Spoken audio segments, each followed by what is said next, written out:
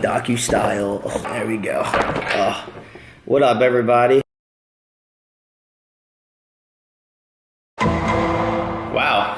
I never thought there would be a day that came that I would actually be making this video. Whatever, let's get into it. If you guys haven't seen the amount of chaos that has gone down on my Twitter in the past day, the tea has been spilled, people. I'm only gonna read off a few of the tweets. If you guys would like to see the rest of them, they're pretty juicy. I don't really want to get into all of them. So it started off yesterday at 4:39 p.m. and I said, my suspicions were right all along. Can't trust no one. And the reason I said this is because 2 days ago, my ex-girlfriend got hacked on her Snapchat, her YouTube account, and her Twitter. The reason I found out about this is because Lizzie was actually calling my phone from her friend's phone, and at first I didn't answer because I was in the middle of cooking. I didn't know who was calling me. I didn't have the number saved. And then I actually got a text from Anthony saying that I need to call this number. There was a phone number placed in there as well. He said it was really important. You need to call this number. So I called it up. I talked to Lizzie. First thing she said was her Snapchat was hacked, and then she talked about the other social media platforms that were hacked. She was like freaking out, crying. I was like, okay, calm down. I'm gonna help you out. I'm gonna try my absolute best. First thing I automatically did was reach out to my contact at Snapchat. I got her account frozen so the hacker couldn't do anything on the account. And then I reached out to my team at YouTube, tried to help her get back into her Gmail and YouTube, of course. And then Twitter was kind of like a lost cause because I have nobody to reach out to at Twitter. So I was thinking of like all the possibilities. Like, okay, how did she get hacked? She obviously got SIM card hacked. The same thing happened to me 2 years ago when we were in Hawaii. And it's funny because the person that actually hacked me, I sort of became friends with on Snapchat. He like added himself onto my Snapchat, which is pretty funny. That same hacker ended up giving me my account information back after talking to him for a little bit. In my opinion, a pretty cool dude. He pretty much taught me how to keep my account safe. Pretty much at the end of the day, he taught me a lesson. So I'm actually thankful for that. So when I realized Lizzie got hacked, I actually, like an hour or two after it happened, I reached out to him and I was like, yo man, did you by chance hack Lizzie? And he replied saying, no, it wasn't him, but it was actually his friend. So he talked to his friends, ended up getting the account information, passed it along to me. I passed it along to Lizzie. She got her accounts back, and that was the end of it. It was all cool. And then one day later, which was actually yesterday, he sends me this on Snapchat. Bro, I just remembered some stuff I saw on her Snap, by the way. I didn't screenshot it because I got kicked out almost instantly after seeing it, but Anthony said to her, I love you so much, Lizzie. I want to be your boyfriend. Something along the lines of that. I don't know if he was joking or not, but she had that message saved in her chats. When I saw this message, my heart dropped, and the reason it dropped is because a couple months after everybody moved out of the house and it was just me, Lizzie, and Aunt living here, something weird happened in that mix. I mean, look, I was always busy. I was always doing my work. Work was always like a main priority in my head. I had to make sure that I was entertaining people. I had to make sure I was getting my videos up on time. Everything in my life revolves around my work. So at times when I was working, obviously Lizzie and Aunt would be talking to each other at some point. Clearly, they've been living here for a while. They're gonna be close no matter what. That's a given. But like things kind of took like a weird turn. I didn't notice it directly at first. My family actually started to notice things, and they would say stuff to me along the lines of like, Lance, open your eyes. Look how close they're getting it, and look at how they almost like look at each other in a way. Funny thing, my cleaning lady actually said the same thing. To be 100% real, in my entire relationship, I never felt secure. I always had trust issues. I always felt like she was never mine. There's no need to jump into the nitty-gritty of every little detail, but I will say what has me ticked off the most is that my friend Anthony, who I've been friends with since like 4th or 5th grade, the last few months of them both living here was the most insecure I've ever felt in my life about my relationship. And it doesn't necessarily mean that they did anything, but the reason I felt this way was because intuitively I felt a weird vibe. And I would bring up the situation all the time. I even said it to the both of them. They both reassured me every single time there was nothing going on between them.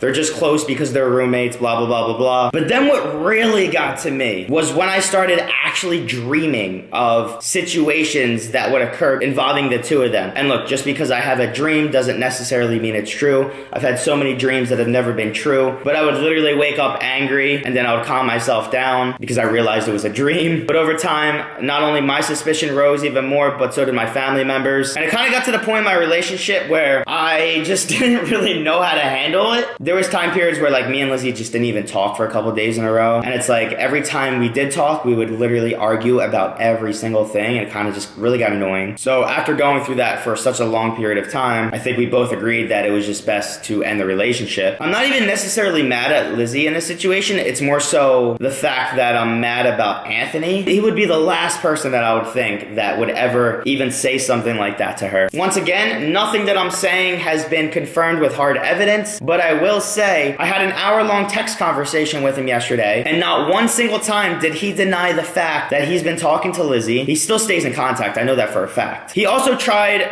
comparing my situation to a situation that he had back in high school or middle school, saying that he was once cheated on by his ex. 2 days later, he found out that she was with this other dude, which I don't even know why that was said, because he's trying to compare a situation that's completely irrelevant and acting like, oh, just because this happened to him means that it's okay if he does something like that to somebody else. Dude, honestly, I could give two shits who Lizzie ends up being with, but I will say, if one of those people are somebody that I thought was my friend, of course I'm gonna say some shit about it. Regardless, in this type of situation, if I was in Anthony's shoes, I would never in a million years continue talking to some girl that my friend just broke up with, let alone try to slide in and have her for himself. That's messed up. Like, that's straight up bro code broken in every way, shape, and form. Look, dude, if you want to be with her, just admit it. He like indirectly admitted to it multiple times throughout the text conversation that we had. He pretty much told me to get over it. That's how it ended, the conversation. The reason I'm making this video is because I am salty as fuck